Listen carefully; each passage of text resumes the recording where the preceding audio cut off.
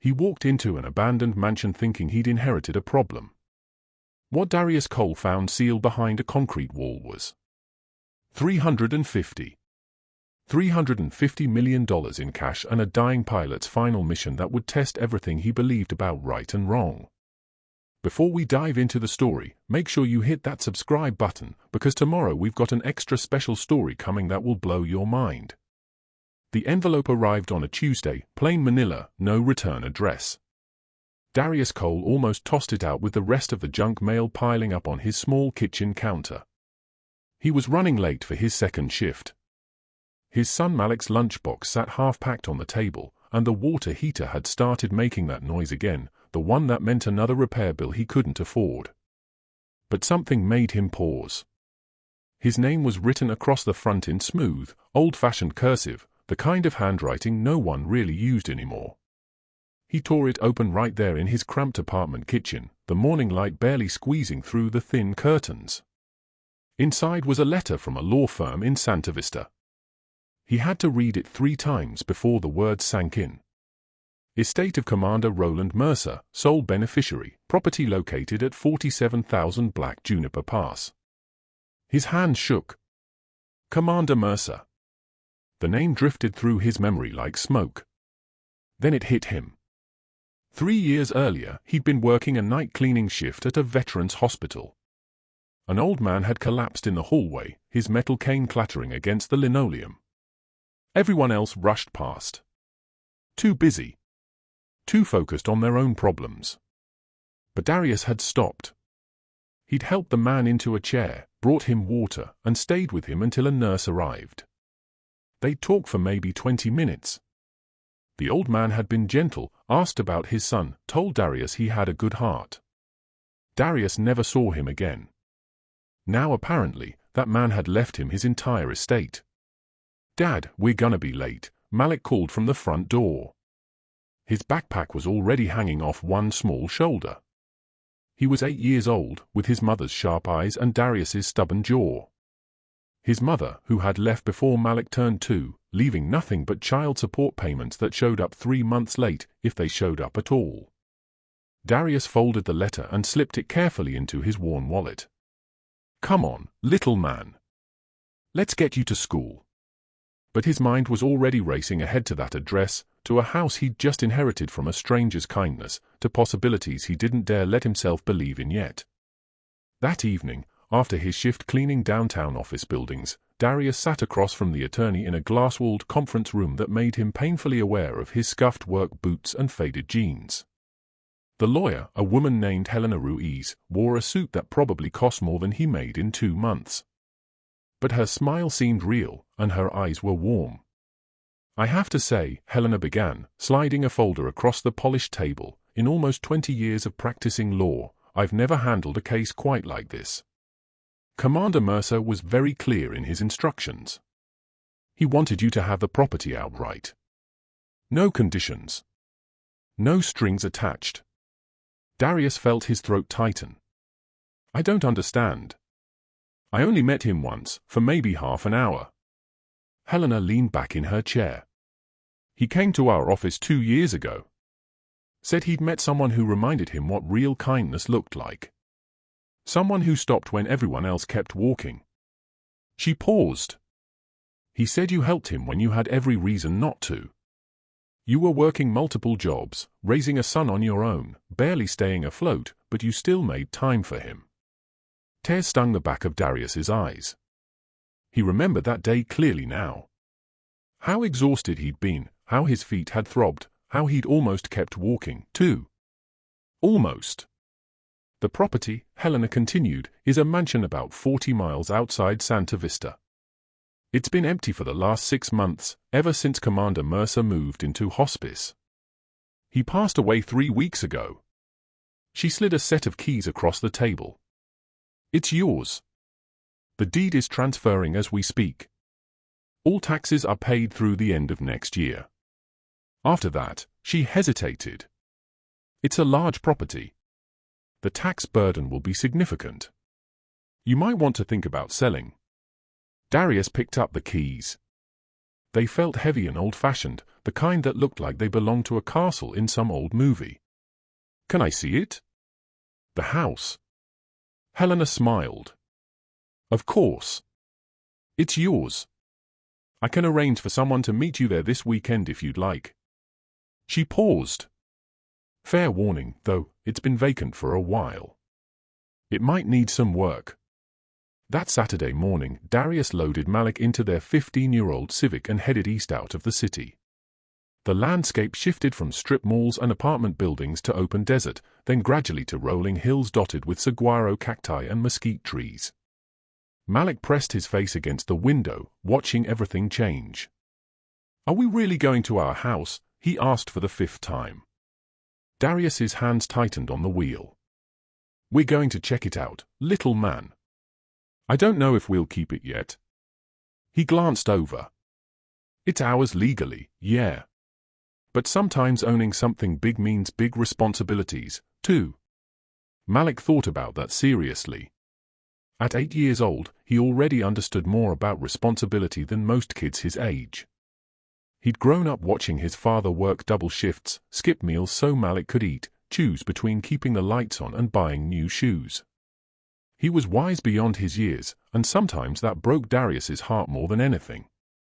The GPS led them down a winding road that climbed into the hills. The houses grew farther apart, bigger, hidden behind gates and long driveways. Darius's stomach twisted. This couldn't be right. These were homes for people with real money, with status, with lives nothing like his. Then the GPS announced their arrival. Darius slowed the car, staring at the entrance. 2 stone pillars flanked a gravel driveway, half swallowed by overgrown oleander bushes. A rusted mailbox tilted at an angle, the numbers barely visible. 4-7-0-0-0, this was it. He turned onto the property. The driveway climbed upward, winding through neglected landscape. Desert plants had reclaimed what must have once been carefully groomed grounds. After nearly a quarter-mile, the house came into view, and Darius felt his breath catch. It wasn't just a house. It was a mansion, sprawling and Mediterranean in style, with a terracotta roof and arched windows. But time hadn't been kind. Stucco walls showed deep cracks. Windows were dark and covered in dust. The fountain in the circular drive held nothing but dead leaves and bird nests. The whole place radiated neglect, like a grand old man who'd been forgotten by his family. "Whoa," Malik whispered. "That's ours." Darius parked and sat for a moment, just staring. What was he supposed to do with this? He cleaned buildings for a living. He didn't own them, and definitely not places like this. But he'd driven all this way. Might as well look inside. The front door was massive, dark wood with iron fixtures. Darius tried 3 different keys before one finally turned in the lock. The door swung inward with a groan that echoed through empty halls. The interior was dim, dust particles floating in beams of sunlight that pierced through gaps in the heavy curtains. The entry hall soared 2 stories high, with a curved staircase sweeping upward. Furniture sat covered in white sheets, like ghosts waiting for someone to remember them. Malik grabbed Darius's hand. "It's creepy. It's just old and empty, buddy. Nothing creepy about it." But Darius's voice wavered. There was something about the silence here, something heavy and expectant, like the house had been waiting. They explored slowly, room by room. A formal living room with a fireplace large enough to stand in. A dining room with a table that could seat 20 people. A kitchen that belonged in a restaurant, with commercial appliances and marble countertops buried under layers of dust. Upstairs, they found 6 bedrooms, each with its own bathroom. The master suite alone was bigger than their entire apartment. In what must have been the commander's bedroom, Darius found the first real traces of the man who'd lived here. The sheets were pulled back from the furniture here. A bed stood neatly made. On the nightstand sat a photograph in a silver frame. A young man in a pilot's uniform, standing in front of a military aircraft, grinning with the confidence of someone who'd never known fear. Commander Mercer, maybe 40 years younger. Malik picked up another photo from the dresser. "Dad, look at all these planes." Darius came to stand beside him. The photo showed the same man, older now, surrounded by other pilots. All of them wore flight suits. All of them looked like they'd seen things civilians couldn't imagine. On the back, written in fading ink, Squadron 1979. What we carried, we never spoke of. A strange phrase. Darius set the photo down carefully. They found his study on the first floor, tucked into a corner of the house with windows overlooking the desert hills. This room felt more lived in than the others. Books lined the walls, aviation manuals and military histories mixed with classics and poetry. A large desk sat in the center, its surface clear except for a leather blotter and a lamp. Darius sat in the desk chair, running his fingers along the smooth wood. Why had he done this? Why leave all of this to a stranger? He pulled open the desk drawers one by one, finding the usual office supplies, old receipts, a checkbook with a balance that made his eyes widen. $14,872, just sitting there. More than he made in 3 months. The bottom drawer stuck. He tugged harder, and it finally gave way. Inside was a single item, a leather journal, well-worn and tied with a string. Darius picked it up carefully. The leather was soft, aged. He untied the string and opened to the first page. The same elegant handwriting from the envelope. Flight log, personal. Not for official record. He flipped through the pages, seeing dates going back decades. Coordinates, times, brief notations that meant nothing to him. Payload delivered. 0 casualties. Mission success. Over and over, the same types of entries. Then near the end, the entries changed. The handwriting grew shakier. The entries longer, more personal. March 12, 2021. Diagnosis confirmed. Stage 4. The doctors give me 6 months, maybe 8. I've survived missions that should have killed me 100 times over. Carried secrets that would shatter governments. Flown through fire that melted steel. And now cells smaller than dust will bring me down. There's irony in that somewhere. Darius's chest tightened. He kept reading. I have no family left. No children. My squadron brothers are scattered or gone. I built this house thinking I'd fill it with life someday. Instead, I filled it with ghosts and silence. But recently, I met someone who reminded me what I'd forgotten. Kindness exists. Not the calculated kind. Not the kind looking for reward. Real kindness. The kind that stops in a busy hallway because another human being needs help. His vision blurred.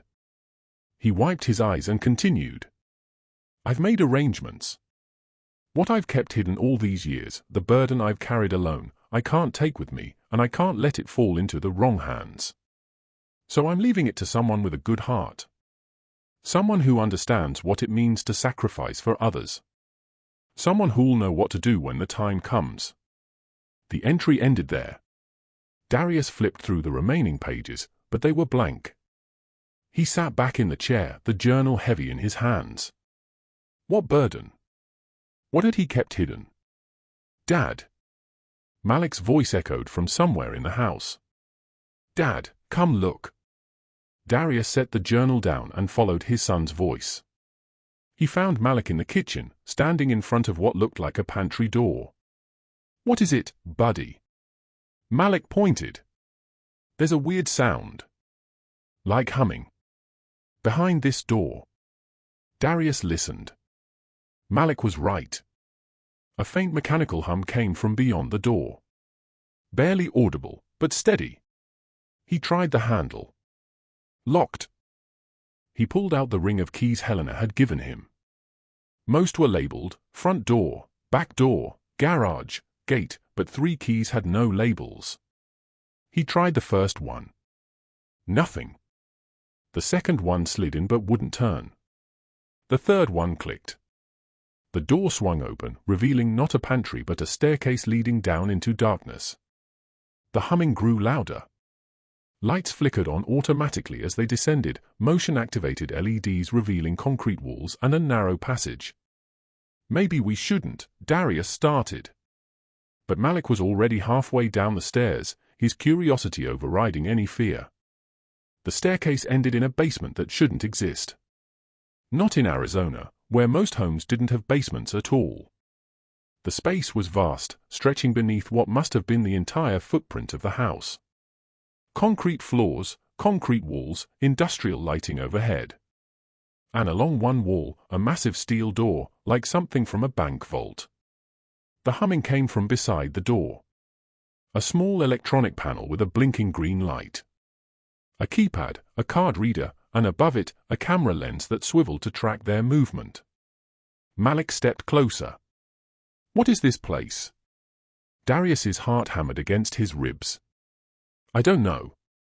He approached the vault door slowly. It was easily 8 feet tall and 4 feet wide, with a wheel lock in the center and multiple deadbolts visible along the edges.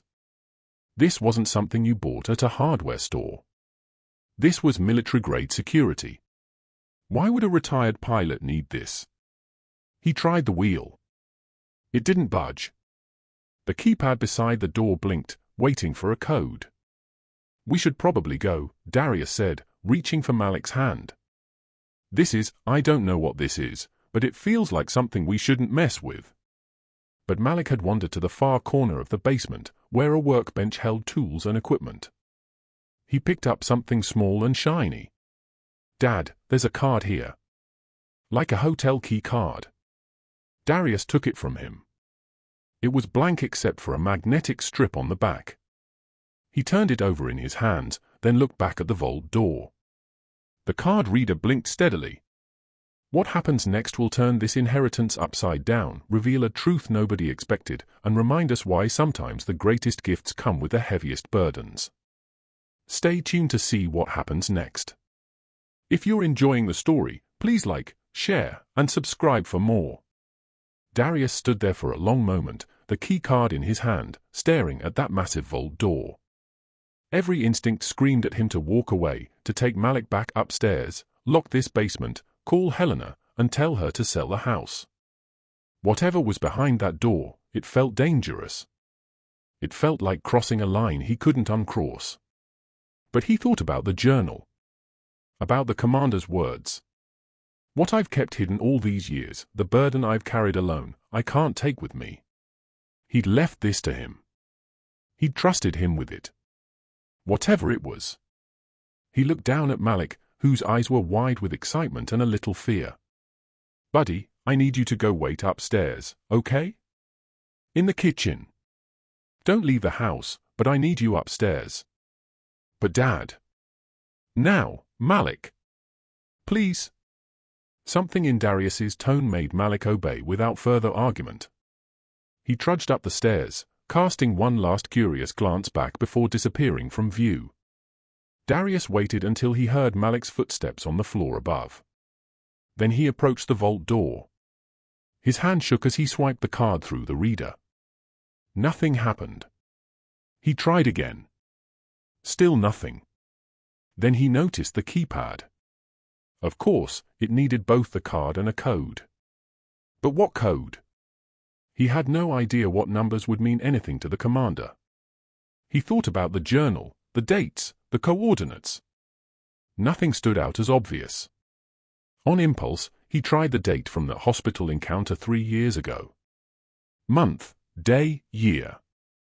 He'd checked the man's visitor badge while waiting with him. June 14, 2022. He punched in 0-6-1-4-2-2. A beep. The panel light turned red. Wrong code. He chewed his lip, thinking. The photo upstairs. The squadron photo from 1979. He tried that year. 1-9-7-9. Another beep. Still red. Then he remembered something else from the journal. An entry that had stuck with him. March 12, 2021. His diagnosis date. He tried it. 0-3-1-2-2-1. The panel beeped differently this time. The light turned green. Somewhere inside the door, heavy bolts began to slide back with mechanical precision. The wheel lock spun on its own, and the massive door swung open on hydraulic hinges, silent despite its weight. Cold air rushed out, temperature controlled and sterile. Darius's breath came in short gasps as he stepped to the threshold and looked inside. The vault was the size of a large bedroom with metal shelving units lining 3 walls. But it wasn't weapons or explosives or any of the dangerous things he'd half expected. It was money. Stacks and stacks of cash. Bundled bills arranged in neat rows. Each bundle wrapped in paper band stamped with denominations. Hundreds. 50s. 20s. More money than Darius had ever seen. Even in movies. More money than he believed could exist in one physical space. His legs went weak. He grabbed the door frame for support, staring at the fortune spread before him. This couldn't be real. This couldn't be happening. He forced himself to step inside on trembling legs. The bills were real. He picked up one bundle. $100 bills. 100 to a stack. $10,000 in his hand. He set it down with shaking fingers and looked around. The shelves held hundreds of similar bundles, maybe thousands. On a clipboard hanging from one shelf, he found a handwritten inventory.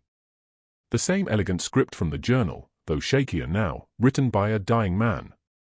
Total count as a final inventory. January 8, 2024. $350,400,000. All denominations, all accounted for, all clean. Darius's knees buckled. He sat down hard on the concrete floor, his back against the shelving unit, his mind unable to process what he was seeing. $350 million in cash in a basement left to him. This wasn't possible. People didn't have this kind of money just sitting around. This was crime movie money, drug money, mob money. This was the kind of money that got people killed. He scrambled to his feet and looked for something, anything that would explain this. On a small desk in the corner sat a laptop, closed. Beside it, a metal box. He opened the box and found a thick envelope with his name written across it. With shaking hands, he opened it. Inside was a letter several pages long and a small thumb drive.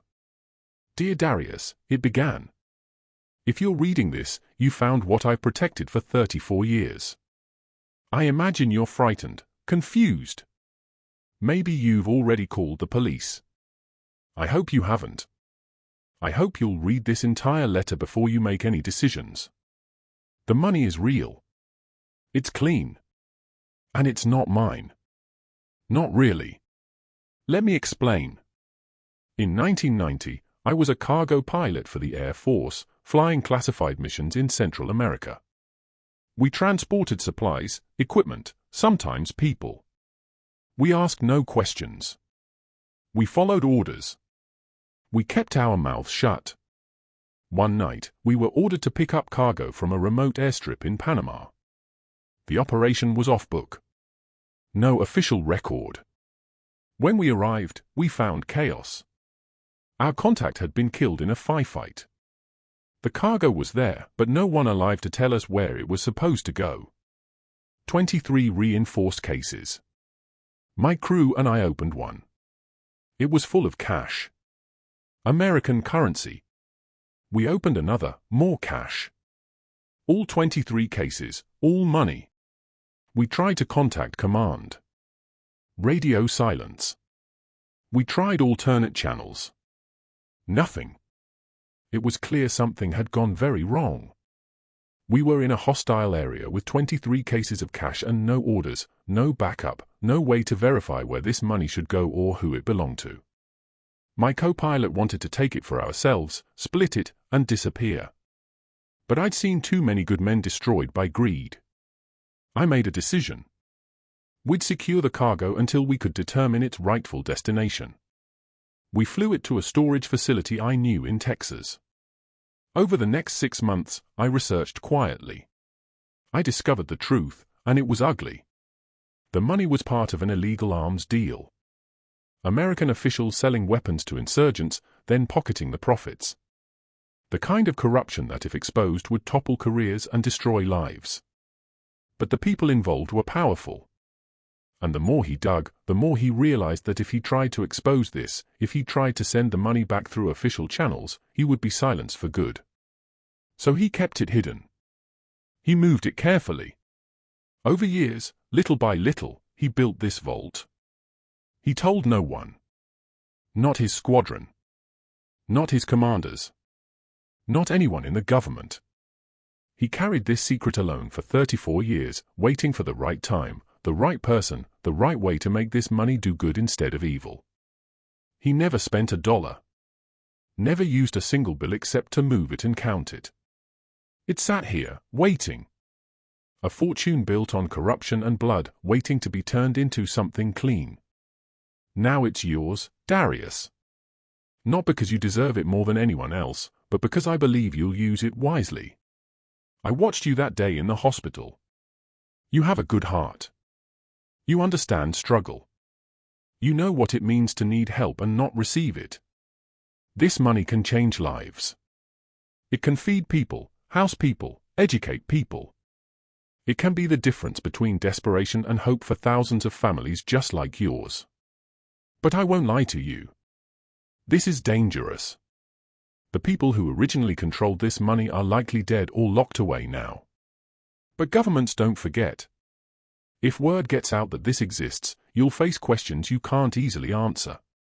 You may face legal pressure, investigations, maybe even threats.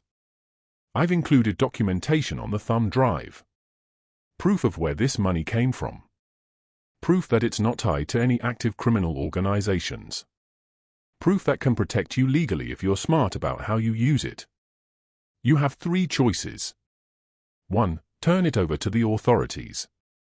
They'll seize it, tie it up in red tape for years, and eventually it will disappear into government accounts where it won't do any clear good for the people who actually need it. 2. Take it for yourself. Use it to build a comfortable life. I won't judge you for that. God knows you've earned some peace. But I hope you'll consider the third option. 3. Use it to help others, quietly, carefully, not all at once, but over time. Set up foundations, fund scholarships, support causes that matter. Turn dirty money into clean hope. I'm trusting you to choose wisely. I'm trusting you because 3 years ago you chose kindness when you had every reason to walk past. That choice showed me your character better than any background check ever could. The house is yours regardless. The money is yours regardless. What you do with both is entirely up to you. But remember this, sometimes the greatest gifts are the heaviest burdens. And sometimes carrying that burden is the most important thing we ever do. With deep respect and gratitude, Commander Roland Mercer. Darius sat in that vault for a long time, the letter resting in his lap, tears sliding down his face. He wasn't crying from joy or exactly from fear. He was crying from the weight of it all, from the impossible responsibility that had just crashed into his ordinary life. Above him, he could hear Malik's footsteps moving back and forth in the kitchen. His son. His bright, thoughtful, deserving son, who wore second-hand clothes and dreamed quietly about college but almost never brought it up, because he knew how tight money was. His son, who could have everything now. Everything. But at what cost? Darius looked around the vault again. $350 million.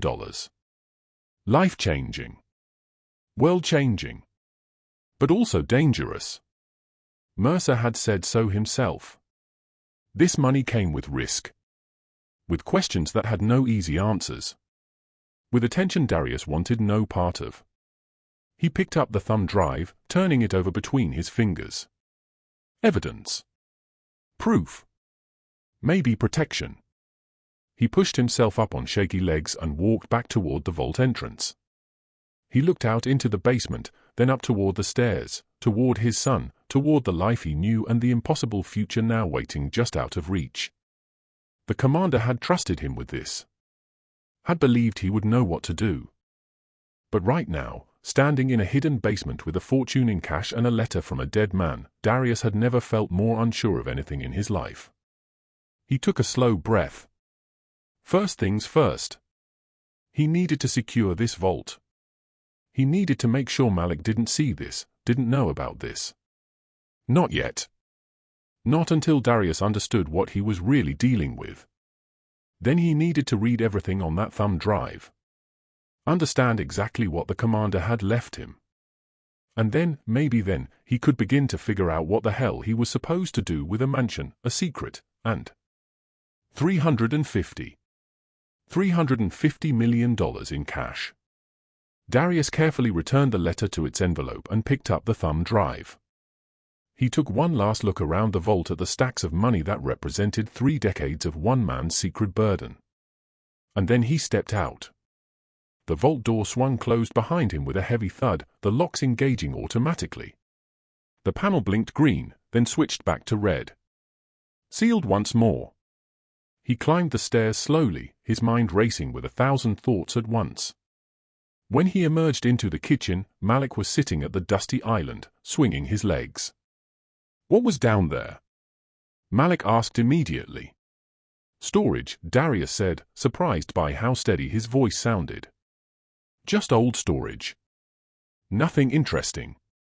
Malik's eyes narrowed. He was too sharp for an 8-year-old. You were down there for a really long time for just storage. I was looking around, Darius said, forcing a smile. It's a big basement. Come on, let's check out the rest of the house. They spent another hour exploring. But Darius's mind was elsewhere.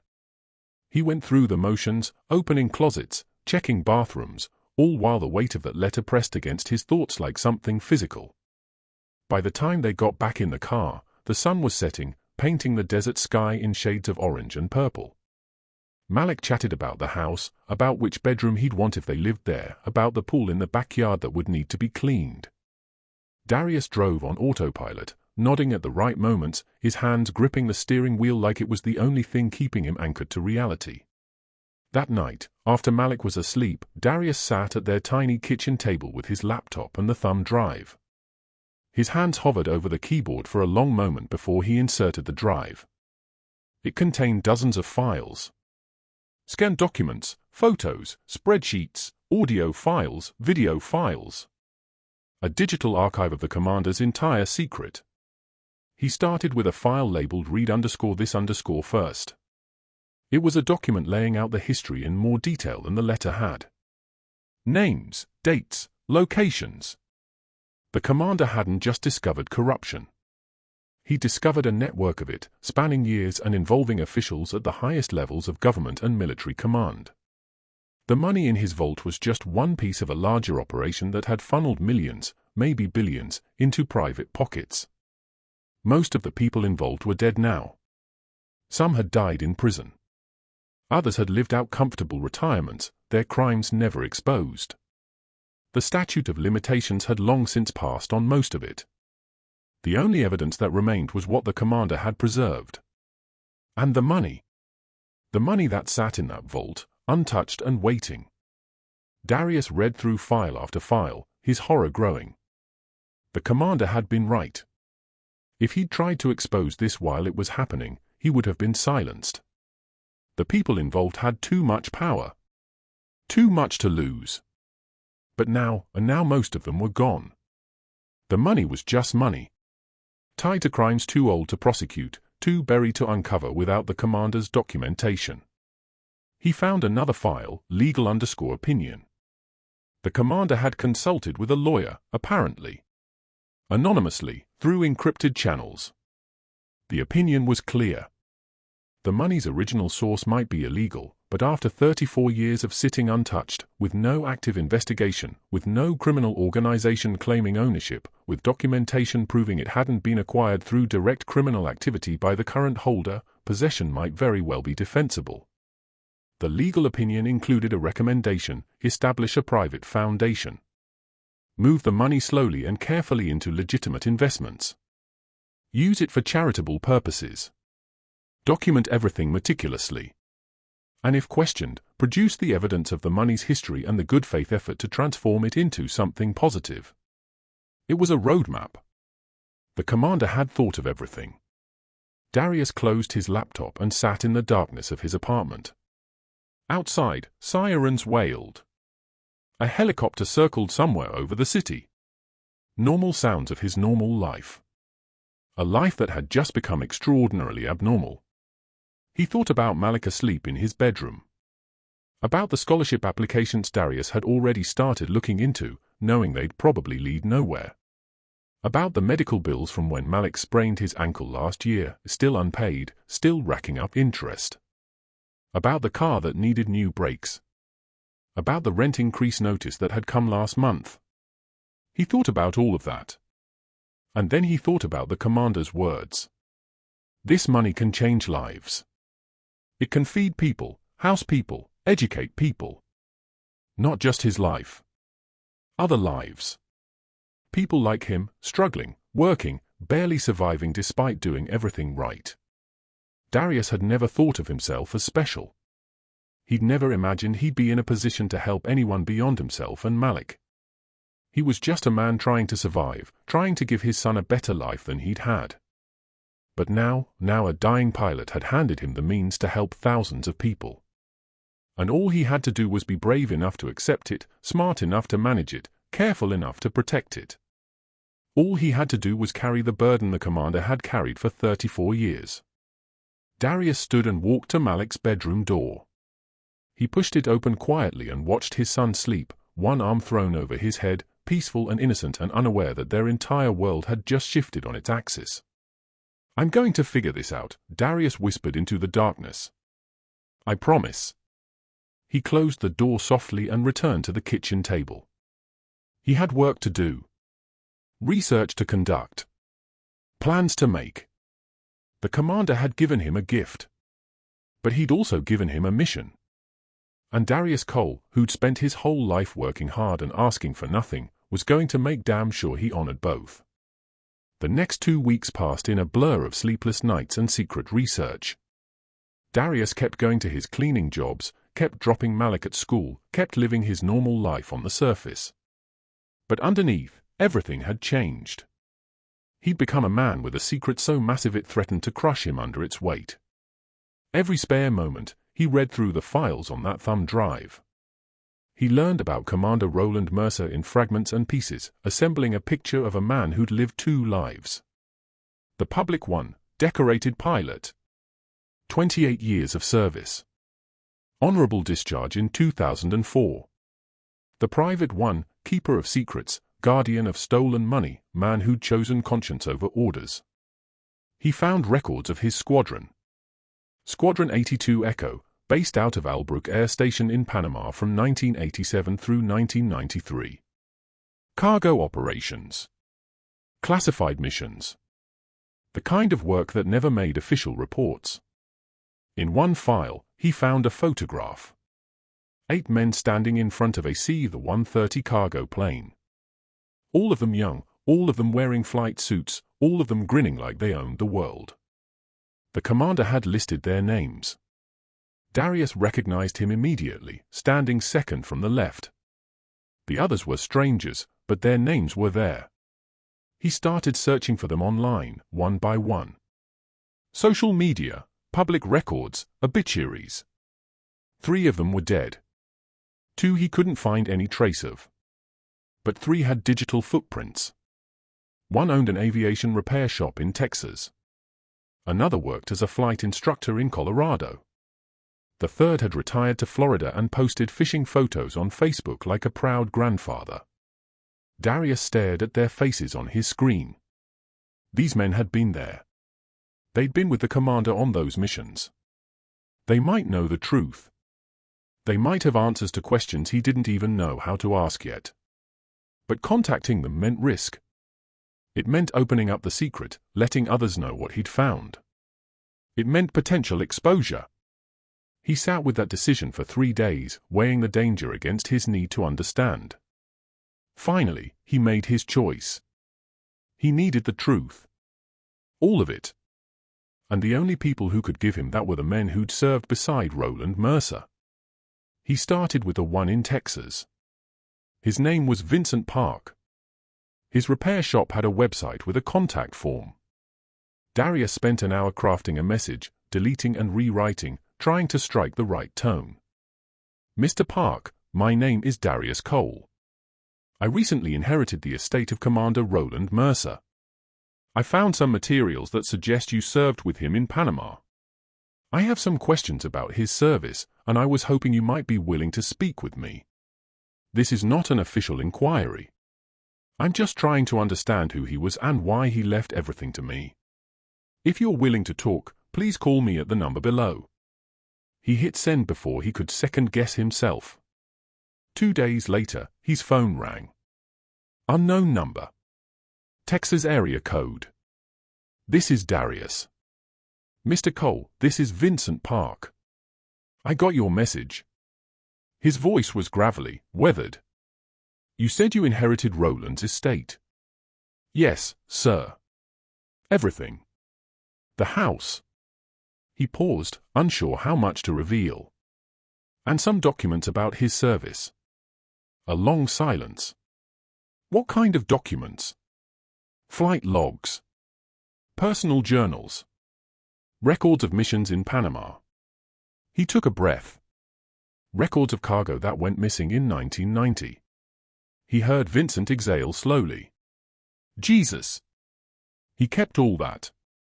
You know what I'm talking about. I was there, Mr. Cole. I was his co-pilot. I was the one who wanted us to take the money and run. He laughed bitterly. Roland saved my life that night by talking me out of it. Probably saved my soul, too. Darius's heart raced. Can you tell me what happened? The full story? Not over the phone. But you're in Arizona, right? That's where Roland's place is. Yes. I'll drive out this weekend. We should talk face to face. This isn't the kind of thing you discuss where anyone might be listening. His voice dropped. And Mr. Cole, be very careful who you tell about this. There are people who wouldn't be happy to know that evidence still exists. He hung up before Darius could ask what he meant. That Saturday, Vincent Park pulled up to Darius's apartment in a white pickup truck that had seen better years. He was in his late 60s, broad-shouldered and barrel-chested, with silver hair and eyes that had seen too much. He moved like a man carrying old injuries, slow and deliberate. Darius had sent Malik to spend the day with his friend from school. He met Vincent at the door, inviting him into his small living room. Vincent looked around, taking in the modest space, the worn furniture, the stack of unpaid bills Darius had forgotten to hide. So you're the man who helped Roland at the hospital, he said, settling into a chair. You know about that. He called me afterwards. Talked about you. Said he'd met someone genuine. Someone who reminded him why he'd done what he'd done. Vincent leaned forward, hands clasped. He told you about the money. Darius nodded slowly. All of it? 350 million. Yes. Vincent whistled low. And you haven't run? Haven't called the cops? Haven't disappeared? I've thought about all three, Darius admitted. But I need to understand this first. I need to know what I'm dealing with. Smart. He pulled a flask from his jacket pocket, took a sip, then offered it to Darius. Darius shook his head. All right. You want the story? The real story? I'll give it to you. He settled back, eyes going distant.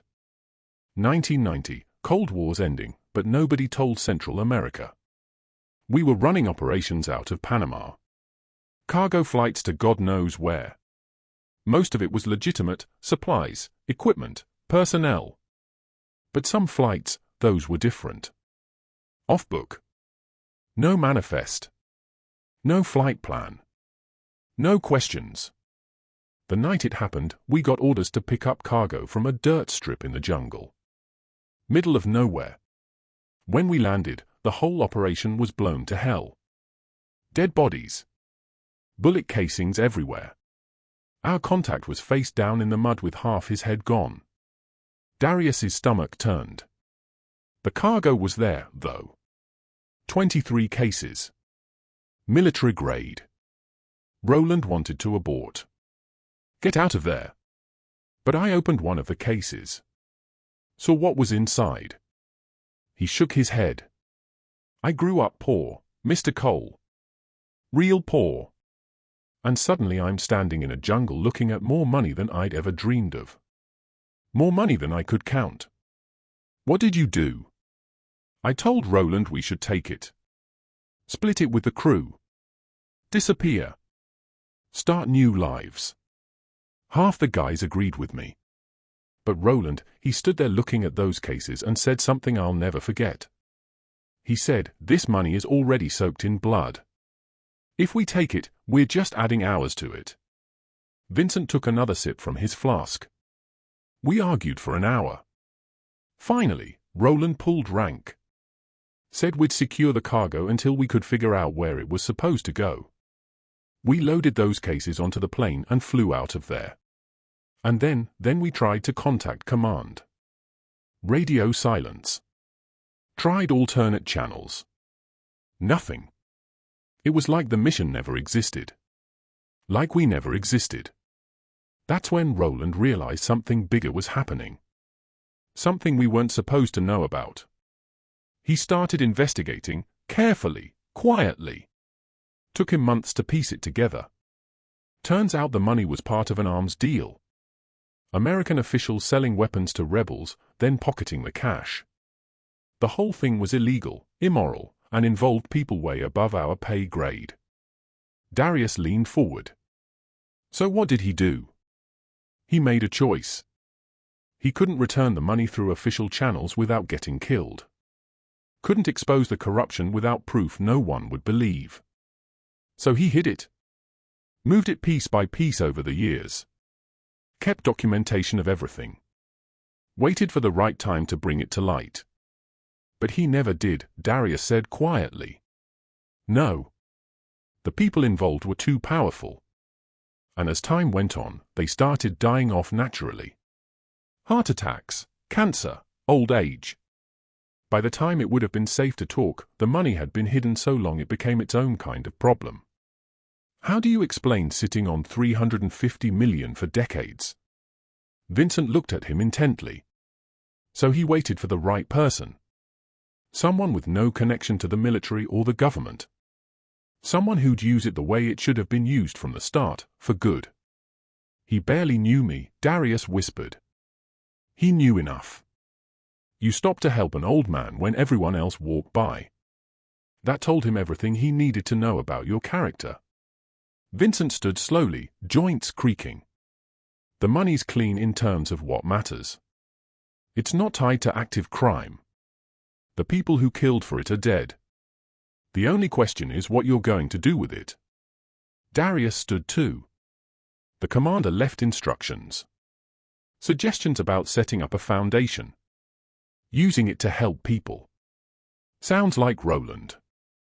Always trying to turn bad things into good ones. He moved toward the door, then paused. Mr. Cole, I need to tell you something. There are 2 other men from our squadron still alive. Leon works in Colorado. Marcus lives in Florida. They both know about that night. They both helped load those cases onto the plane. Will they talk? About what happened? Maybe, if I vouch for you. But there are others who might come asking questions. Government auditors. Military investigators.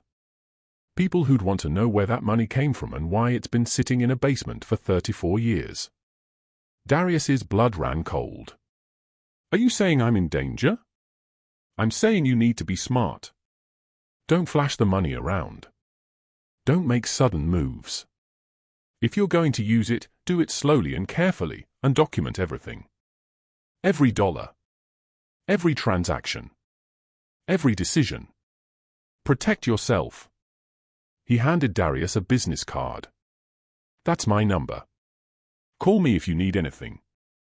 And I mean anything. Roland was my brother in every way that mattered. If he trusted you with this, then I'll help you however I can. After he left, Darius sat in his quiet apartment, his mind spinning. The story was bigger than he'd imagined. More dangerous. More complicated. But also clearer. The commander hadn't been a thief. He'd been a protector. And now he'd passed that role to Darius. Over the next week, he contacted the other 2 squadron members. Leon agreed to speak with him over video call. Marcus invited him to visit in Florida if he was ever down that way. Both conversations added details to the story Vincent had told. Both men spoke of the commander with deep respect, even reverence. And both warned him about the risks. The money's been hidden so long, most people have forgotten it exists, Leon told him during their call. But if the wrong person finds out you have it, they'll come after it. Government agencies looking for easy seizures. Criminals looking for easy scores. Lawyers looking for easy lawsuits. You need to protect yourself before you do anything else. Darius took their advice seriously. He consulted with Helena Ruiz, the attorney who'd handled the estate. Helena connected him with a specialist in complex asset management and estate law. Together they began the process of establishing a private foundation. The paperwork was dense and complicated, but the lawyer explained it carefully. If Darius moved the money into a legitimate charitable foundation, documented its source, and used it exclusively for charitable purposes, he'd be protected under several legal precedents. It's not foolproof, the lawyer warned. If someone really wants to challenge this, they could try. But you'd have a strong defense. The statute of limitations has passed on the original crime. You acquired the money through legitimate inheritance, and you're using it for public good. That counts for a lot. The process would take months, maybe years. But it gave Darius a path forward, a way to honor the commander's trust without destroying his own life in the process. He started spending more time at the mansion, cleaning it up, making it livable. He hired contractors to fix the roof and repair the plumbing. He opened windows and let sunlight chase away the ghosts. Malik loved going there, racing through the big rooms and picking out which one would be his when they moved in. "When are we moving, Dad?" he asked one Saturday afternoon. "Soon, buddy. I need to make sure everything's safe and legal first." "Is the house really ours?" "Like, nobody can take it away." Darius pulled his son close. "It's really ours. I promise." But even as he said it, he felt the weight of uncertainty.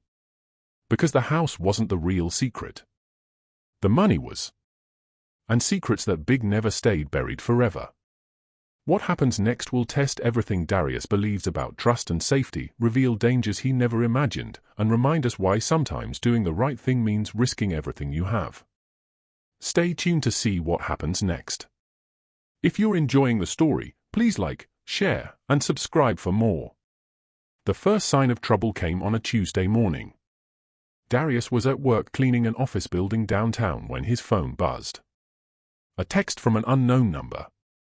"We need to talk about your inheritance. Meet me at the mansion today at 3 p.m. Come alone." His blood turned to ice. He stared at the message, reading it over and over. Who was this? How did they know? He hadn't told anyone except the squadron members and his lawyers. Everyone involved had sworn to secrecy. He texted back. "Who is this?" No response. He tried calling the number. It went straight to a generic voicemail. His hand shook as he finished his shift, his mind racing through possibilities. Was it the government? The military? Someone from the commander's past? He thought about ignoring the message. But whoever sent it knew about the mansion. Knew he'd inherited it. And they wanted to meet there specifically. That suggested they knew more than just the basics. At 2:45, Darius pulled up to the mansion. Another car was already parked in the driveway, a black sedan with tinted windows and government plates. His stomach dropped. A man stepped out as he approached. Mid-40s, dark suit, military bearing. He held up credentials. "Mr. Cole, I'm Agent Derek Watts, Defense Criminal Investigative Service. I need to speak with you about Commander Roland Mercer. Darius's mouth went dry. What about him? Can we talk inside? He wanted to refuse, wanted to demand a warrant or a lawyer or anything that would give him time to think. But he also knew that running would only make things worse. He unlocked the door and led the agent into the empty living room. Agent Watts looked around, taking in the high ceilings and expensive architecture. Nice place. Must be worth a couple million at least. I wouldn't know. I just inherited it. That's what I want to talk about. He turned to face Darius directly. Commander Mercer was flagged in our system. Did you know that? Flagged for what? Unresolved questions about his service record. Specifically, a cargo flight in 1990 that disappeared from official records. The plane landed back at base, but there was no manifest. No cargo report. No follow-up documentation. Like it never happened. Darius's heart hammered. I don't know anything about that. Really? Because Commander Mercer left you his entire estate. That suggests a pretty significant relationship. You must have talked about his service. I met him once. For maybe 30 minutes at a hospital. I helped him when he fell, and we talked briefly. That's it. I was as surprised as anyone when I found out about the inheritance. Agent Watts studied his face, looking for tells. You haven't found anything unusual in the house? No documents? No records of his military service? Darius thought fast. Lying to a federal agent was a crime. But telling the truth meant exposing everything. He chose his words carefully. I found some personal journals. Photos. Normal stuff you'd expect in someone's home. Mind if I look around? Do you have a warrant? He smiled thinly. I could get one. But I'm hoping we can handle this cooperatively. I'm not here to cause you trouble, Mr. Cole. I'm just following up on old questions. If the commander was involved in anything irregular, and if there's evidence in this house, it would be better for you to cooperate voluntarily than to obstruct an investigation. Darius's mind raced. The vault. If he found the vault, found the money, everything would unravel. But if he refused to let the agent look around, that would raise suspicion too. I'll need to call my attorney first, he said. Of course. Take your time. But his tone suggested time was exactly what Darius didn't have. He stepped outside and called Helena. The attorney answered on the second ring. Darius explained the situation in hushed, urgent tones. Don't let him search without a warrant, Helena said immediately. You have Fourth Amendment rights. Be polite but firm. Tell him you're happy to cooperate through proper legal channels, but you're not comfortable with an informal search. What if he gets a warrant? Then we'll deal with it. But Darius, listen carefully. Does he have any reason to suspect there's evidence of a crime in that house? Not unless someone told him. Then he'll have a hard time getting a warrant based on decades-old suspicions and a flagged service record. Stand your ground.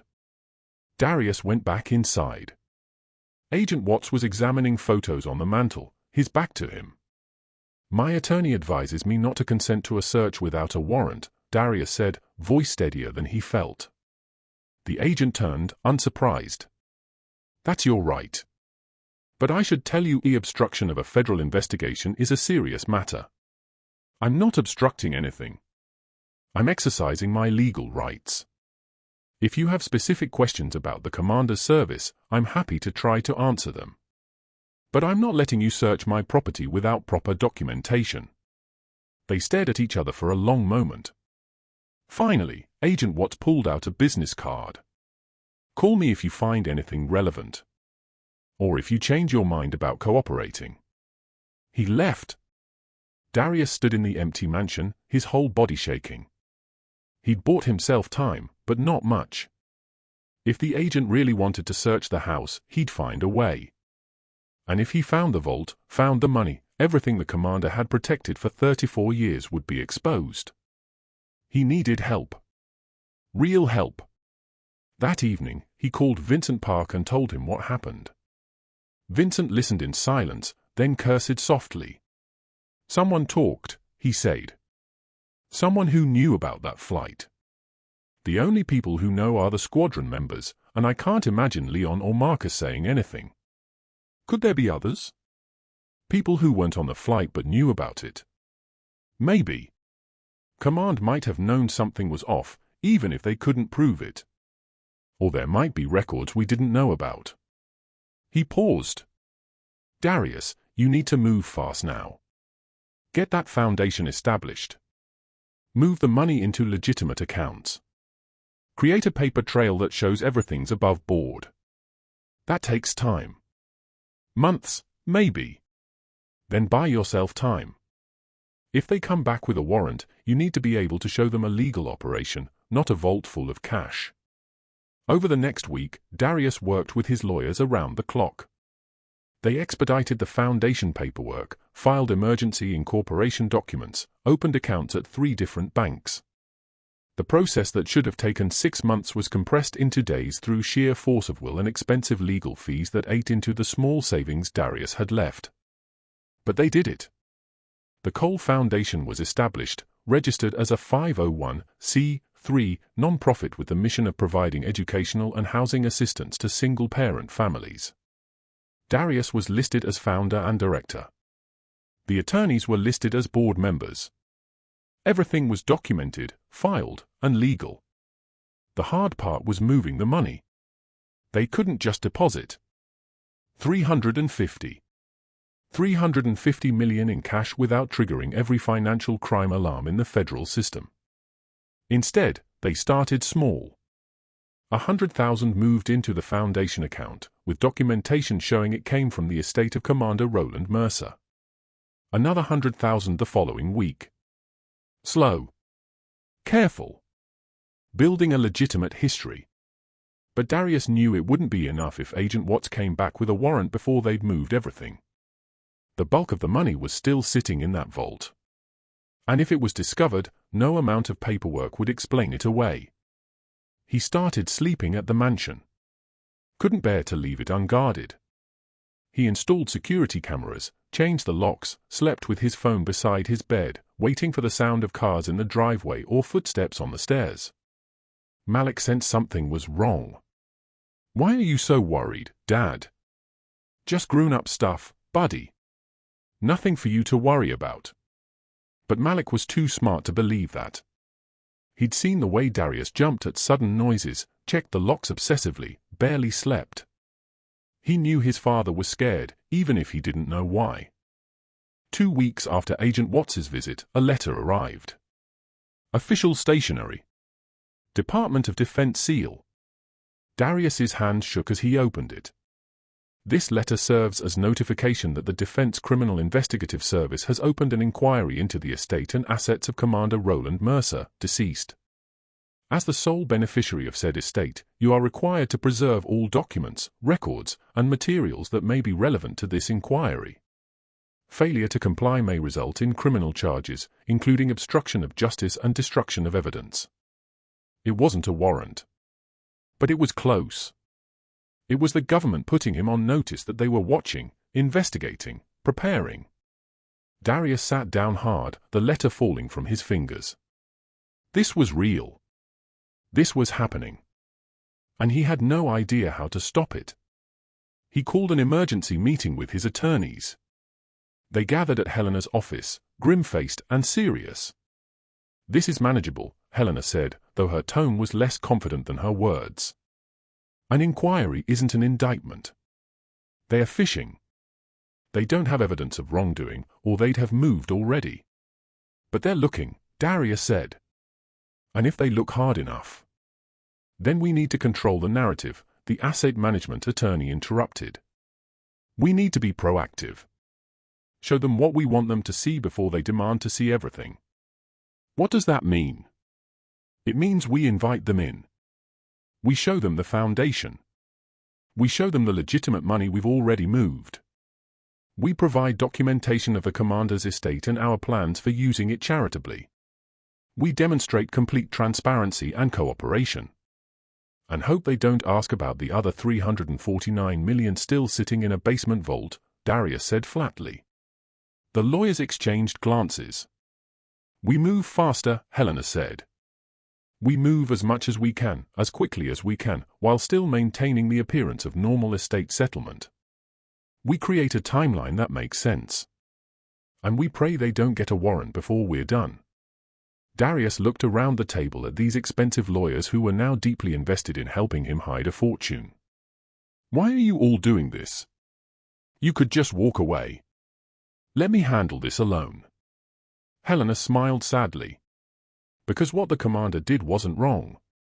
He protected money that was stolen from the American people by corrupt officials. He kept it safe for 34 years so it could be used for good. That's not a crime. That's heroism. And we're not going to let bureaucrats punish you for trying to honor his wishes. They worked through the night, building a strategy. By morning, they had a plan. It was risky and complicated and might not work.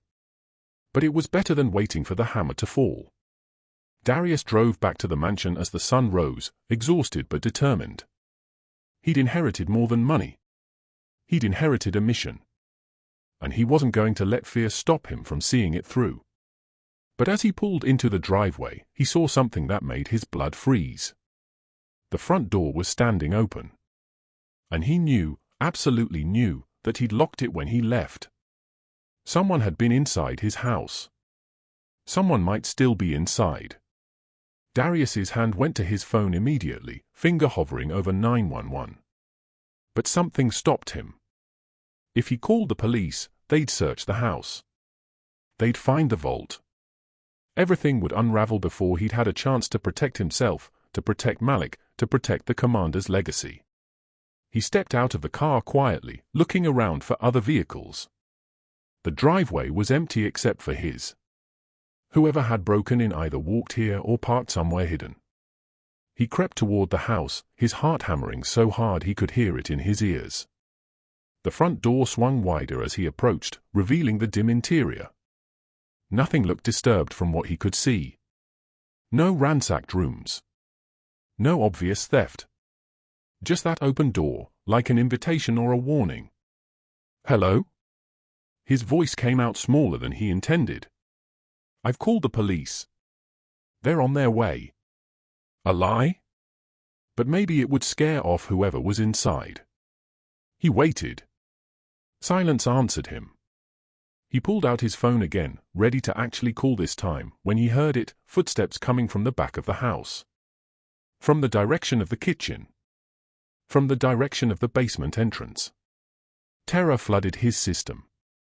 They'd found it. Whoever this was, they'd found the vault. He ran inside, abandoning caution. If someone had discovered the money, he needed to know who. Needed to see what they'd taken.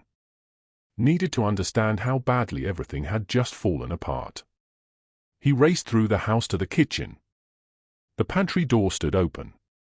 The basement stairs were lit. Darius descended quickly, his breath coming in gasps. At the bottom, he found the vault door sealed tight. The electronic panel blinking red. Still locked. Relief washed over him so powerfully he almost fell to his knees. They hadn't gotten in. Whoever had been here hadn't gotten into the vault. But they'd tried. The keypad showed multiple failed entry attempts. Someone had stood right here in his basement, trying to break into the vault where 350 million sat waiting. Looking for something? Darius spun around. A woman stood at the bottom of the stairs. Mid-50s, expensively dressed, with cold blue eyes and a smile that didn't reach them. She held up her hands, showing they were empty. But somehow that didn't make Darius feel any safer. Who the hell are you? This is my property. I'm calling the police right now. Please do, the woman said calmly. I'm Elizabeth Mercer, Roland's niece. And I think we need to have a conversation about my uncle's estate. Darius's mind raced. The commander's niece. The lawyers hadn't mentioned any family. The estate documents had listed no living relatives. You're lying. The commander didn't have any family. That's what he wanted people to believe. We had a falling out years ago. I wasn't included in his will, obviously. But that doesn't mean I don't have rights. Elizabeth descended the last few steps, looking around the basement with obvious interest. Interesting setup he had down here. Very secure. Makes me wonder what he was protecting. Get out of my house. Your house? She laughed. Sweetheart, you barely knew my uncle. You helped him once in a hospital hallway, and suddenly you own a multi-million-dollar mansion. That doesn't strike you as strange. What he chose to do with his property is none of your business. Elizabeth laughed, sharp and bitter. Actually, it is. I've retained a lawyer. We're filing a challenge to the will. Undue influence. My uncle was elderly, dying, medicated. You took advantage of him. That's insane. I didn't even know he'd left me anything until after he died. That's your story. But from where I'm standing, a man working multiple cleaning jobs suddenly inherits millions. That looks an awful lot like elder abuse. And when we go to court, I think a judge will agree. Darius felt sick. This couldn't be happening. Not now. Not when he was already fighting off federal investigators and trying to move hundreds of millions in hidden cash. He couldn't fight a family challenge on top of everything else. Your uncle wanted me to have this, Darius said, forcing strength into his voice. There are letters. Documentation. He was very clear about his wishes. Then you won't mind showing those letters to a judge. Elizabeth moved past him, running her hand along the vault door. What's in here? Family heirlooms? Property that should have passed to blood relatives instead of some random stranger. You need to leave now, or I really will call the police and have you arrested for breaking and entering. Elizabeth's smile widened. I have a key. My uncle gave it to me years ago, before our falling out. He never asked for it back. So technically, I didn't break in. I let myself into family property to assess what should rightfully be mine. She pulled a key from her pocket, the same old-fashioned kind Helena had given Darius. Darius's hands clenched into fists. The commander had given this woman a key. Why? And why hadn't the lawyers known about her? Whether you had a key or not doesn't matter. This property belongs to me legally. You're trespassing. Leave now, or I'm pressing charges. For a moment, Elizabeth's pleasant mask slipped, revealing something harder underneath. Something desperate. You have no idea what you've gotten yourself into. My uncle wasn't some sweet old veteran. He was involved in things. Dark things. And whatever's in this vault, it's not yours to keep. How do you know about the vault? I grew up visiting this house. I know every inch of it. Including the modifications my uncle made in the 90s. Including the fact that he spent a fortune on security for a basement room. She stepped closer. So here's what's going to happen. You're going to open that vault. Show me what's inside. And we're going to come to an arrangement. Otherwise, I go public.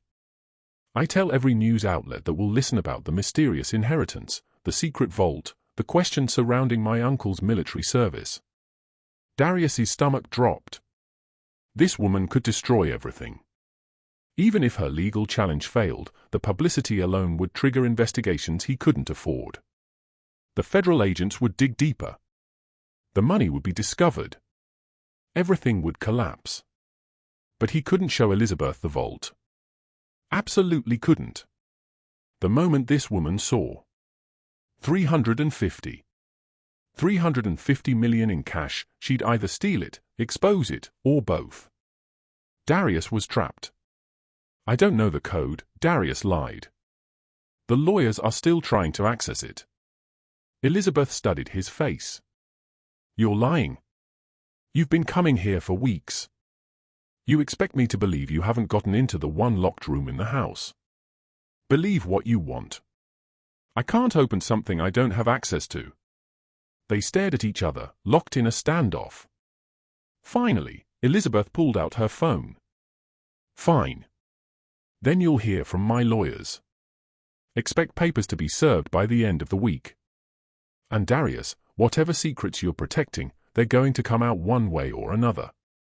She walked past him and up the stairs, her heels clicking against concrete.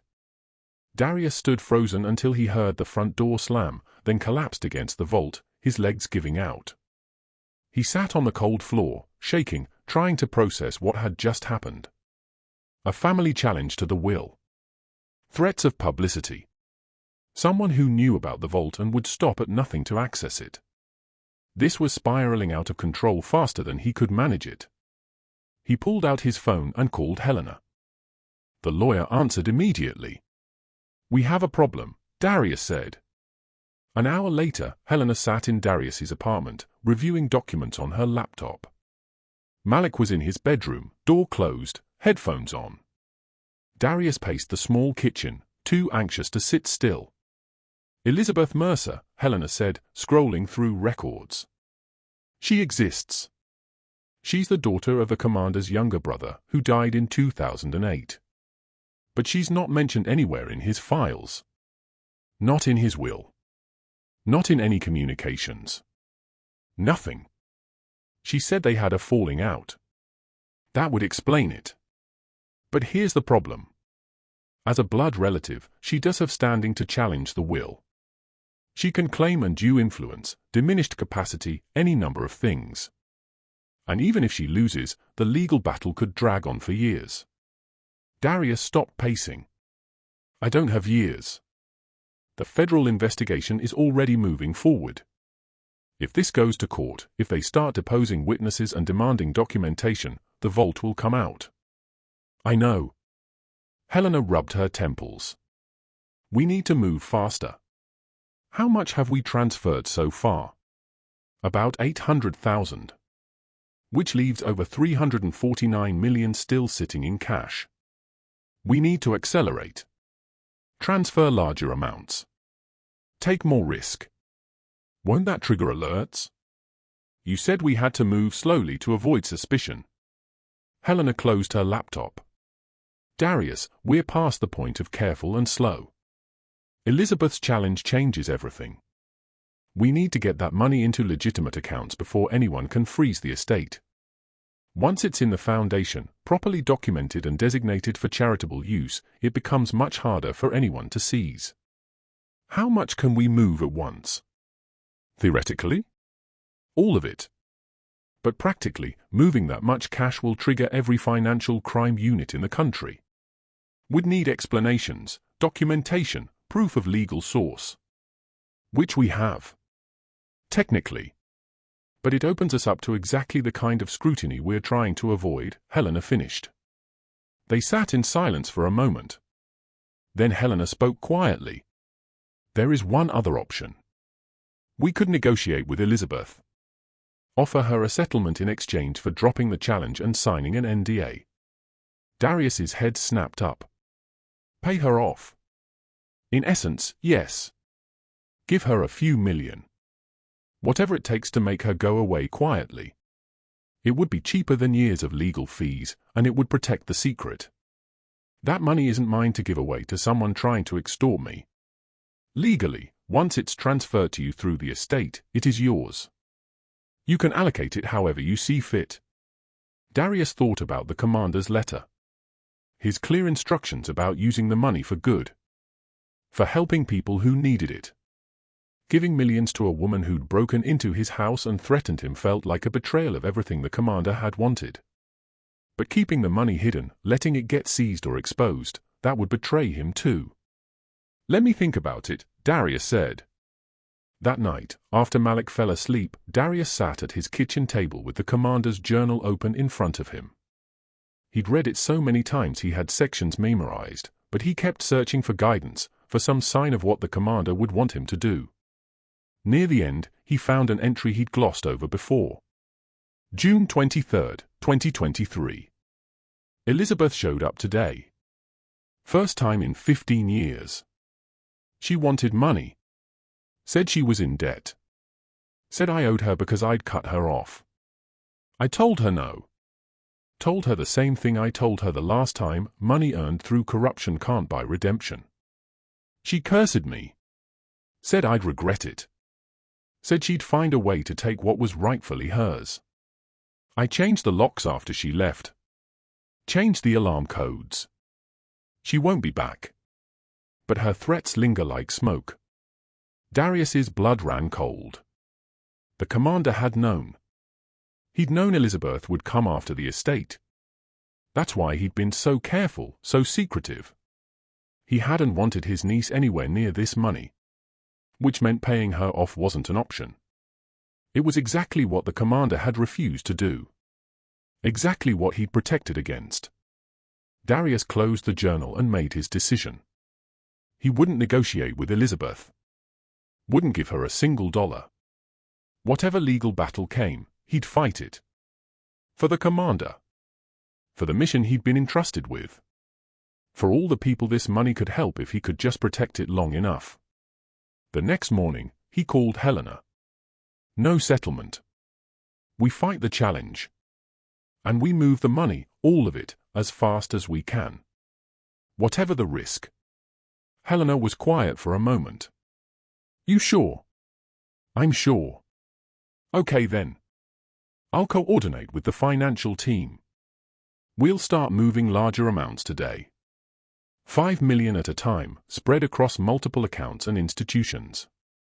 It's going to raise flags, but we'll have documentation ready. And Darius, once we start this, there's no going back. We're committed. I know. Let's do it. Over the next 3 days, Darius barely slept. He coordinated with lawyers, signed documents, authorized transfers. Money moved from the vault to banks to investment accounts to the foundation in a carefully orchestrated dance. Each transfer was documented. Each movement tracked and recorded. They built a paper trail showing the money coming from the commander's estate being properly administered through legal channels designated for charitable purposes. But the larger transfers did exactly what Helena had warned. They triggered alerts. Banks filed suspicious activity reports. Financial crimes units started asking questions. And on the 4th day, Agent Watt showed up at Darius's apartment with 3 other agents and a warrant. Mr. Cole, we have authorization to search your residence and the property at 47,000 Black Juniper Pass.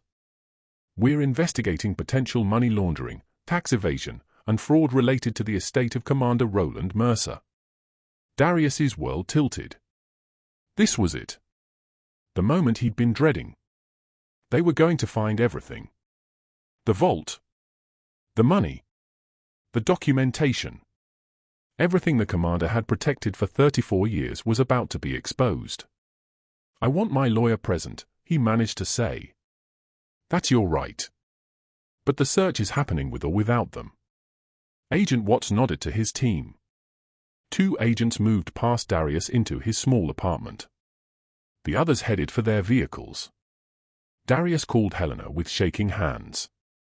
They have a warrant. They're searching both properties. I'm on my way. Don't answer any questions without me. And Darius, whatever happens, remember you've done nothing wrong. You inherited property legally. You're establishing a legitimate foundation. You have every right to do what you're doing. But as federal agents began tearing through his apartment, boxing up documents, seizing his laptop, Darius didn't feel like someone who'd done nothing wrong. He felt like a man who'd gotten in way over his head. Who'd been trusted with something too big, too dangerous. And who was about to lose everything because he'd been foolish enough to believe he could handle it. Malik came out of his bedroom, eyes wide with fear. Dad, what's happening? Darius pulled his son close, feeling his small body trembling. This was supposed to help people. This was supposed to be a gift. Instead, it had become a nightmare that was now touching his child. It's okay, buddy, he whispered, even though it wasn't. Even though nothing was okay. Everything's going to be okay. But watching federal agents search his home while Malik clung to him, Darius wasn't sure he believed that anymore. The commander had trusted him with his secret. And now that secret was destroying his life, piece by piece. He'd thought he was strong enough to carry this burden. But standing in his ransacked apartment, holding his terrified son, Darius wondered if he'd made the biggest mistake of his life by not walking away when he had the chance. The federal agents worked methodically through Darius's apartment for 2 hours. They photographed everything, copied hard drives, sealed evidence bags. Malik sat on the couch wrapped in a blanket, silent tears streaming down his face. Darius held his hand, watching his simple life get dissected by strangers in suits. When Helena arrived, she immediately demanded to see the warrant. Agent Watts handed it over, his expression neutral but his eyes sharp, watching Darius for any reaction. Helena read quickly, her face grave. This authorizes search and seizure based on suspicious financial activity reports filed by 3 separate banks. Multiple large cash deposits totaling over $5 million in less than a week. "We can explain that," Darius said. "I'm sure you can," Agent Watts replied. "That's why we're going to need you to come downtown and answer some questions. Voluntarily, of course. My client is not answering anything without full legal representation," Helena said firmly. "And these transfers were completely legitimate. Estate assets being moved into a registered charitable foundation. All properly documented. Then you'll have no problem explaining where $5 million in cash came from." Agent Watts turned to Darius. "Mr. Cole, did Commander Mercer give you money before he died? Cash that wasn't reported as part of the estate." Darius's mouth went dry. How did he answer this? The truth was complicated. Messy. Impossible to explain without revealing everything. "My client declines to answer that question at this time," Helena said. Agent Watts nodded slowly. "We're heading to the mansion now. I suggest you meet us there. Because if what we suspect is true, if there's unreported cash hidden on that property, this goes from a financial investigation to a federal crime." They left. Darius sat in his ransacked apartment, holding Malik, feeling everything crumble around him. Helena knelt in front of them, her expression serious but not without compassion. "Darius, I need you to tell me the truth. How much cash is still in that vault?" Darius looked at Malik, then back at Helena. "Not here." He doesn't need to hear this. He called Malik's friend's mother, who agreed to pick him up. 20 minutes later, after Darius had hugged his son tight and promised everything would be okay, he and Helena sat alone. $344 million, Darius whispered. "We've moved about $6 million so far. The rest is still there." Helena closed her eyes. "Jesus, Darius. They're going to find it. And when they do..." "I know. It's over. I should have listened to everyone who said this was too dangerous. I should have turned the money over from the start." "No," Helena said sharply. "No, that's not what I was going to say. When they find it, we need to control the narrative. We need to show them exactly what this money is, where it came from, and what you intended to do with it. You think that matters? They'll seize everything. Arrest me for hiding assets or money laundering or God knows what else." Helena pulled out her phone. "I'm calling Vincent Park. And Leon and Marcus. We need those squadron members here. We need them to testify about that night in 1990. We need to build the full story before the feds do it for us." By the time they arrived at the mansion, the federal agents were already inside. Darius's hand shook as he unlocked the door, knowing what was about to happen, powerless to stop it. Agent Watts stood in the kitchen, looking at the open pantry door, the stairs leading down. "Interesting. We used ground-penetrating radar on the property.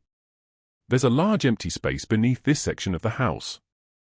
Want to tell me what's down there?" Darius looked at Helena, who nodded. There was no point in hiding it anymore. "A vault," Darius said quietly. "The commander built it years ago. To store what? This was it." The moment everything came out, Darius took a deep breath. Cash. A lot of cash. Money he acquired in 1990 during a military operation in Panama. Agent Watts's expression didn't change, but something shifted in his eyes. "Show me." They descended into the basement. Darius's hands trembled as he swiped the key card and entered the code. The vault door swung open, revealing the stacked bills, the organized rows, the fortune that had remained hidden for 34 years. The federal agent stared in stunned silence. Even Watts seemed shocked, though he recovered quickly. "How much?" "Approximately $344 million, Helena said. "All documented. All accounted for. And all legally inherited through Commander Mercer's estate." Legally inherited. Agent Watts stepped into the vault, looking around in disbelief. "This is undeclared cash. This is exactly the kind of asset concealment we investigate. Mr. Cole, you are in serious trouble." "He hasn't concealed anything," Helena countered. "He's been in the process of properly transferring these assets into a registered charitable foundation. The transfers your banks flagged, those were legitimate estate administration. Estate administration of $1/3 billion in hidden cash." Watts pulled out his phone. "I'm calling this in. This entire property is now a crime scene." Darius felt his knees weaken. This was it. Everything the commander had protected. Everything he'd been trusted with was about to be seized and buried in bureaucracy. He'd failed him. Failed Malik. Failed everyone. "Wait," a voice said from the stairs. Vincent Park descended into the basement, followed by Leon and Marcus. The three former squadron members, all in their 60s now, all carrying the weight of decades. Behind them came Helena's investigator, carrying a large box of documents. "Agent Watts," Vincent said, extending his hand. "Vincent Park. Former Air Force, Squadron 82 Echo. I was Commander Mercer's co-pilot on the flight that acquired this money. And I'm here to tell you exactly what happened that night in 1990. For the next hour, in that basement beside the fortune they'd helped secure, the three men told their story. They described the classified mission, the dead contact, the 23 cases of cash sitting on a jungle airstrip. They explained the commander's decision to secure the cargo rather than steal it or abandon it. They detailed the months of quiet investigation that revealed the corruption behind the money. Helena's investigator laid out documents from the thumb drive, scanned records of the arms deals, photos of the officials involved, evidence of the network of corruption. Most of the people named were dead now, but the proof remained. "Commander Mercer spent 34 years protecting this money," Leon said, his voice steady despite the emotion in his eyes. "Not because he wanted to keep it. Because he wanted to make sure it went to the right place. That it did good instead of evil." Marcus pulled out a letter, yellowed with age. "He wrote to each of us before he died. Told us he'd found someone. Someone with a good heart who'd understand what this money could mean. Someone who'd use it the way it should have been used from the start." He handed the letter to Agent Watts. The agent read it slowly, his expression unreadable. "This doesn't change the legal issues," Watts said finally. "This is still unreported cash. Still undeclared assets. The IRS alone will have a field day with this."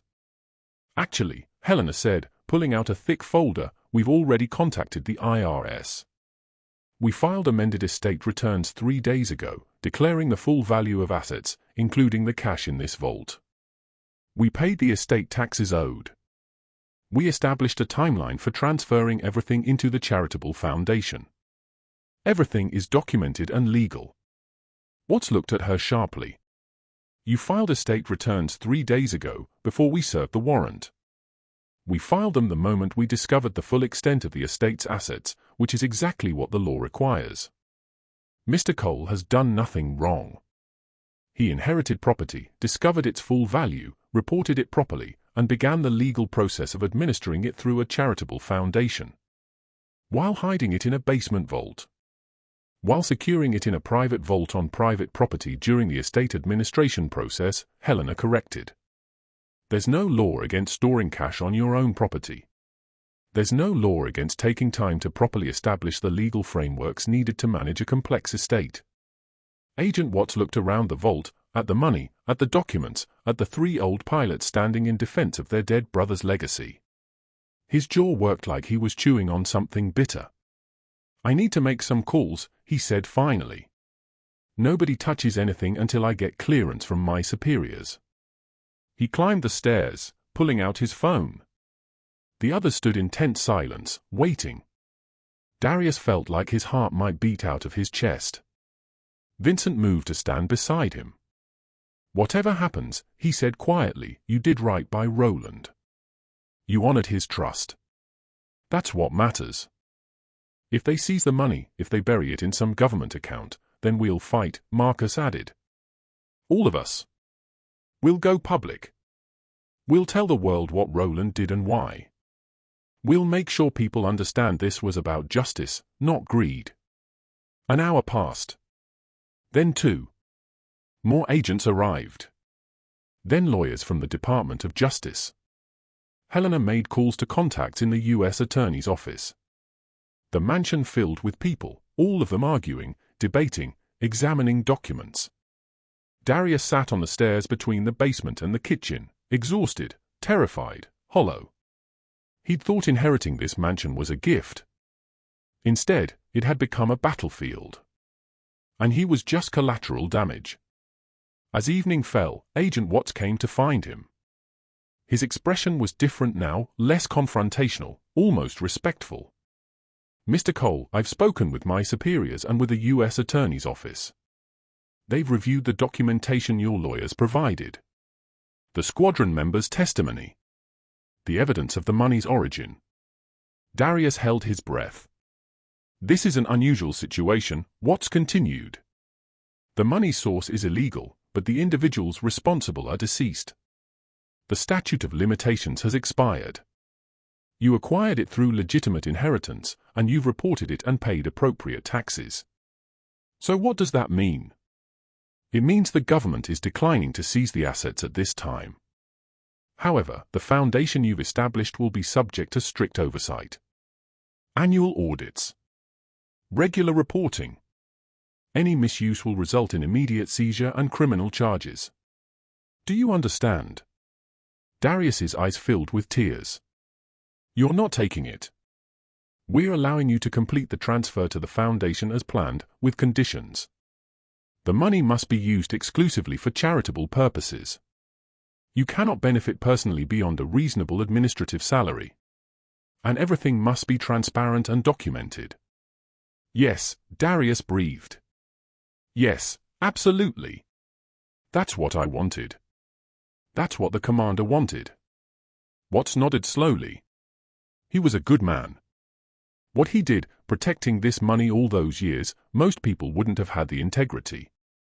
And what you're trying to do, honoring his wishes instead of keeping it for yourself, that says something about your character, too. He handed Darius back the vault key card. "Finish what you started, Mr. Cole. But do it right." After the federal agents left, after the lawyers and investigators packed up, after the squadron members said their goodbyes with promises to help however they could, Darius stood alone in that basement vault. The money sat there, innocent and patient, waiting to be transformed from a burden into a blessing. He thought about the commander. About the choice he'd made that night on a Panamanian jungle airstrip. He could have taken the money and run. Could have lived a comfortable life. Instead, he'd chosen the harder path. The righteous path. He'd carried the burden for 34 years, waiting for the right moment. The right person. And somehow, impossibly, he'd chosen him. A single father cleaning office buildings to make rent. A man with no power or influence or special skills. Just someone who'd stopped to help an old man who'd fallen. Who'd shown kindness when he had every reason to walk past. Darius wiped his eyes and closed the vault. He climbed the stairs into the kitchen, where Helena waited. "We did it," Helena said, pulling him into a hug. "Darius, we actually did it. What happens now?" "Now we finish moving the money into proper accounts. We establish the foundation's programs. We start changing lives." Helena pulled back, smiling. the Cole Foundation is going to be one of the most significant charitable organizations in the state. Maybe the country. Over the next 3 months, Darius worked with a team of advisors to structure the foundation properly. They moved the remaining cash into investments, spreading it across diverse holdings to ensure long-term sustainability. They established programs focused on single-parent families, providing housing assistance, educational scholarships, childcare support, and job training. The first recipients were families Darius knew from his old neighborhood. Men and women working multiple jobs, barely surviving, raising kids alone. One by one, they received letters informing them they'd been selected for assistance. Rent paid for a year. College funds established for their children. Daycare vouchers. Job training programs. Darius visited each family personally. He sat in their kitchens and living rooms, listening to their stories, understanding their struggles, because he'd lived them. And when they asked who was funding this, who'd made this possible, he told them about a pilot who'd chosen conscience over comfort. Who'd protected a fortune so it could do good in the world. The story eventually leaked to the press. Not the full details, but enough. Local man inherits fortune, establishes foundation to help single parents. The headlines were kind, focused on the charitable work rather than the controversial source. Elizabeth Mercer dropped her legal challenge after her lawyers advised her she had no case. Darius never heard from her again, though he sometimes wondered if she regretted her choices. Regretted burning bridges with an uncle who'd only ever wanted to do right. By the foundation's 6-month anniversary, they'd helped over 200 families. Children who'd been headed for community college were accepted to universities with full scholarships. Fathers who'd been living in their cars moved into stable housing. Families who'd been skipping meals were eating together at tables in homes they could actually afford. Darius hired a small staff, including Malik's former teacher, who'd always believed in helping struggling families. Together, they reviewed applications, vetted recipients, and distributed aid carefully and thoughtfully. Every dollar was documented. Every decision transparent. The foundation became Darius's full-time work. He moved into the mansion with Malik, transforming it from a mausoleum of secrets into a home filled with light and laughter. Malik's bedroom overlooked the desert hills. They planted a garden in the backyard, fixed up the pool, made the space their own, while honoring the man who'd made it all possible. One evening, a year after Darius had first walked into the mansion, he stood in the commander's old study. He'd kept most of it as the commander had left it, the books, the photos, the leather chair. On the desk, he'd placed a photograph of him in his pilot's uniform, young and confident, believing in something larger than himself. Beside it, he placed the first annual report from the Cole Foundation. 237 families assisted, $1 per million distributed in aid, 0.68 scholarships awarded, 0.10 families moved from homelessness to stable housing. The numbers told a story of transformation. Of dirty money turned clean. Of corruption's legacy becoming hope's foundation. Malik came to stand beside him, now 9 years old and full of questions about the world and his place in it. "Dad, why did the commander choose you?" Darius thought about that question. He'd asked it himself 1,000 times. Why him? Why not someone more qualified, more experienced, more capable? "I think," he said slowly, "he chose me because I understood what it meant to struggle. To work hard and still fall short. To need help and not receive it. He wanted someone who'd remember that feeling. Who'd use this money to help people who felt the same way. Do you think he'd be proud of what you're doing?" Darius looked at the photograph, at the young pilot who'd made an impossible choice and carried its weight for decades. "I hope so, buddy. I really hope so." That night, after Malik fell asleep, Darius walked out to the pool. The water reflected the stars, infinite and ancient. He thought about the journey he'd been on, from a man barely surviving to someone who could change lives with a signature on a check. But it wasn't the money that had transformed him. It was the responsibility. The mission. The understanding that sometimes ordinary people are called to do extraordinary things, not because they're special, but because they're willing to try. He'd been terrified at first. Overwhelmed. certain he'd fail. And there had been moments when failure seemed inevitable, when federal agents and legal challenges and his own doubts threatened to destroy everything. But he persisted.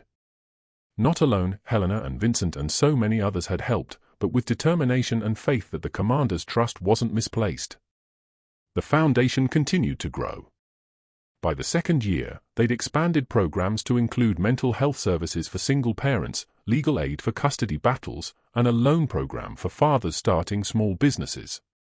The money, wisely invested, generated returns that ensured the foundation could operate indefinitely. Darius became known in philanthropic circles. Invited to speak at conferences about innovative approaches to poverty relief. He hated public speaking, felt like an imposter among wealthy donors who'd never scrubbed toilets for minimum wage. But he showed up anyway. Told his story. Advocated for the families he served, because they were him, or they had been.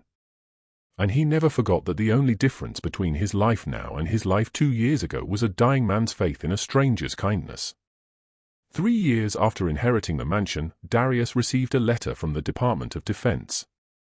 His heart stopped when he saw the return address, remembering Agent Watson, the warrant, and that terrifying day when everything almost fell apart. But this letter was different. It was an invitation to a ceremony honoring Commander Roland Mercer posthumously. The Air Force had reviewed his service record, including newly declassified documents about Squadron 82 Echo's operations. While they couldn't publicly acknowledge the specifics of what the commander had protected, they could recognize his decades of dedicated service and his commitment to doing right, even when it cost him. Darius attended the ceremony with Malik, Vincent, Leon, and Marcus. They sat in a room full of officers and officials who spoke about duty and honor and sacrifice. When they called Darius forward and presented him with the commander's medals, officially recognizing him as the chosen heir to his legacy, he accepted them with tears streaming down his face. Commander Mercer believed in second chances, Darius said when they asked him to speak. He believed dirty money could be cleaned through good works. He believed ordinary people could do extraordinary things if they chose courage over comfort. And most of all, he believed in kindness. The kind of kindness that stops in a busy hallway when an old man falls. The kind that asks for nothing in return but gives everything it has. He looked out at the audience, at the decorated officers and government officials. I'm not a hero. I'm just someone who was given an impossible gift and tried my best to honor it. But the commander, he was a hero. For 34 years, he protected something that could have destroyed him. And he did it so that one day, when the time was right, it could help people who needed it most. That's the truest form of service I know. The applause was thunderous. But what mattered to Darius was the look on Vincent's face, the tears in Marcus's eyes, the way Leon stood and saluted the photograph of his fallen brother. They knew. They understood. And their approval meant more than any medal ever could.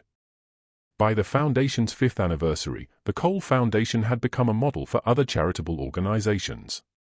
They'd helped over 1,000 families, distributed $37 million in aid, and transformed countless lives. But the money hadn't run out. Careful management and solid returns meant the foundation could operate indefinitely, helping generation after generation. Malik, now 13, volunteered at the foundation's office after school. He'd grown up watching his father transform from a struggling single parent into a force for change. He understood, in ways most teenagers couldn't, the difference between wealth and worth. "Dad," he said one day, filing scholarship applications, "can I work here?" Like, for real. Darius looked at his son, so smart and compassionate, already thinking about how to help others. "Buddy, you can do anything you want." "But yeah, I'd love that. This work, it matters more than money. More than success. It's about remembering where we came from and lifting others up."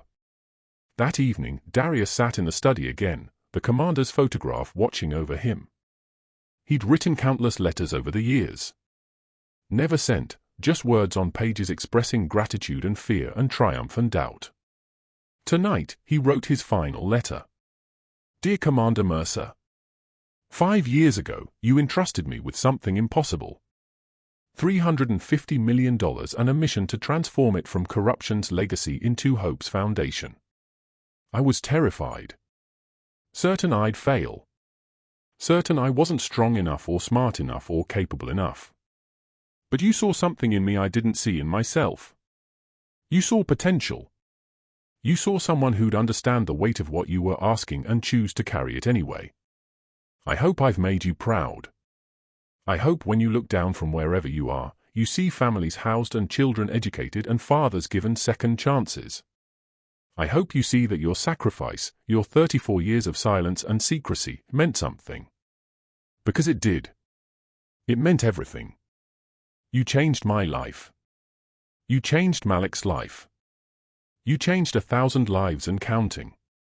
And all because you chose conscience over comfort, duty over desire, and faith over fear.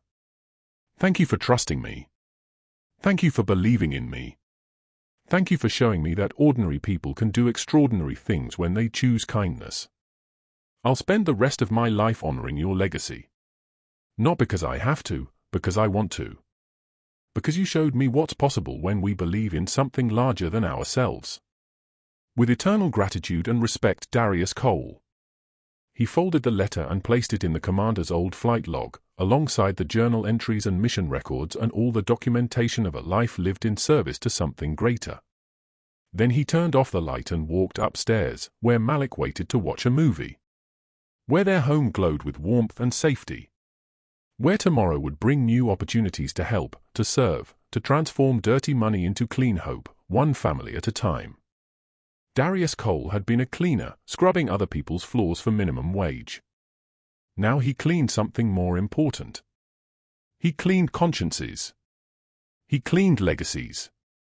He cleaned the stain of corruption by transforming it into something pure. Anyone can change the world if they're brave enough to accept impossible gifts and wise enough to use them for good. As Darius closed his eyes that night, Malik asleep down the hall, he felt at peace for the first time since receiving that manila envelope. He'd been given a secret, a fortune, and a mission. And he'd honored all three. Not perfectly. Not without fear or doubt or moments of despair. But honestly. Courageously. With the same integrity the commander had shown for 34 years. The mansion no longer felt haunted by secrets. It felt alive with purpose. The vault that once held hidden millions now held only records and documentation, proof of transformation, evidence that even the dirtiest money could be washed clean through good works and genuine compassion. Darius had learned that inheritance wasn't just about receiving property or wealth. It was about accepting responsibility. About understanding that some gifts come with weight, and the only way to honor them is to carry that weight with grace. He'd inherited a mansion. But more importantly, he'd inherited a mission. And that mission had transformed him from a man barely surviving into someone who helped others thrive. Because sometimes the greatest fortunes aren't counted in dollars. They're counted in lives changed, families helped, and legacies honored. And by that measure, Darius Cole was the richest man alive.